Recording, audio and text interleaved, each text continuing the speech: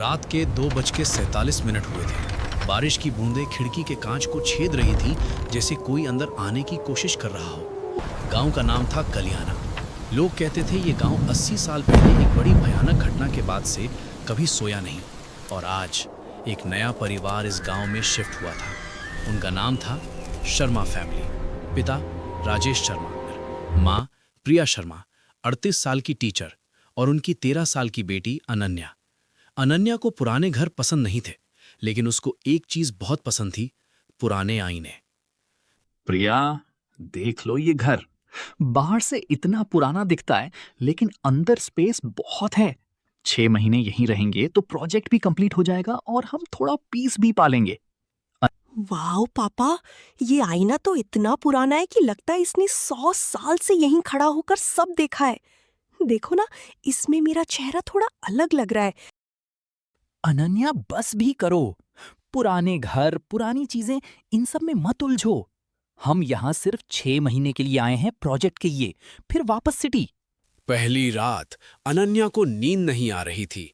वो उठी, drawing room में उस आईने के सामने बैठ गई। कैंडल जला ली थी।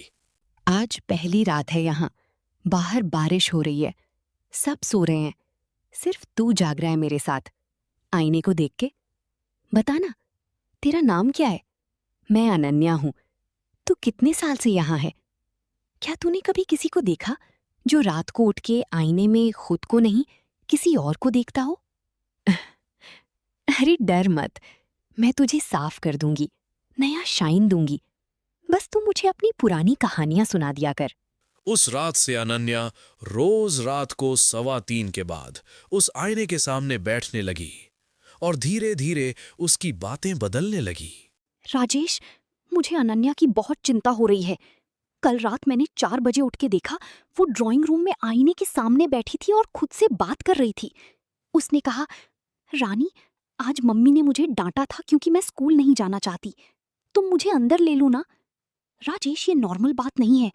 वो स्कूल में भी सिर्फ रानी के बारे में ही बोलती है। मुझे लगता है हमें इस घर को छोड़ना चाहिए। ये जगह सही नहीं है हमारे लिए। प्रिया, तुम ज्यादा सोच रही हो। अनन्या को नया घर, नया गांव सब एडजस्ट करने में टाइम लगेगा। जब मैं उसकी उम्र का था, तब भी मेरे इमेजिनरी फ्रेंड्स थे। बस 2-3 महीने और, प्रोजेक्ट खत्म होते ही हम वापस सिटी चले जाएंगे। अनन्या अब बिल्कुल बदल चुकी थी। उसकी आंखें गहरी हो गई थी। वो दिन भर आईने के सामने बैठती और घंटों बात करती। रानी, आज मम्मी पापा बाहर गए हैं, सिर्फ हम दोनों हैं। तू मुझे दिखा ना अपना असली चेहरा।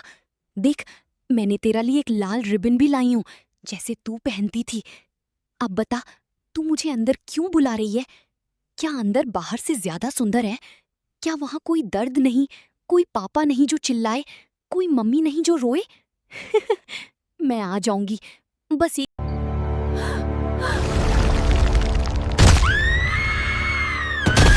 राजेश और प्रिया जब घर लौटे तो पूरा ड्राइंग रूम खाली था। सिर्फ आईना था और उसमें अनन्या खड़ी थी। लेकिन उसके पीछे, उसके बिल्कुल साथ एक लाल रिबन वाली लड़की खड़ी थी जो बिल्कुल अनन्या जैसी दिखती थी। दोनों मुस्कुराते हुए उनकी तरफ देख रहे थे। अनन्या मेरी जान, मम्मी गलती कर गई थी। हम वापस सिटी चले जाएंगे। तू जो चाहेगी वही खरीद देंगे। बस बाहर आ जाओ बेटा, प्लीज। ये आईना हमें मत छीन लो। पापा, मम्मी, आप लोग बाहर क्यों खड़े हो? अंदर आओ ना। बहुत सुंदर है यहाँ। कोई डर नहीं, कोई रूल्स नहीं, सिर्फ हम, हमेशा के लिए। रानी ने कहा है कि अब ये घर हमारा है। आप लोग भी आ जाओ, वरना हमें बाहर आना पड़ेगा आपके पास। और हम बाहर आए तो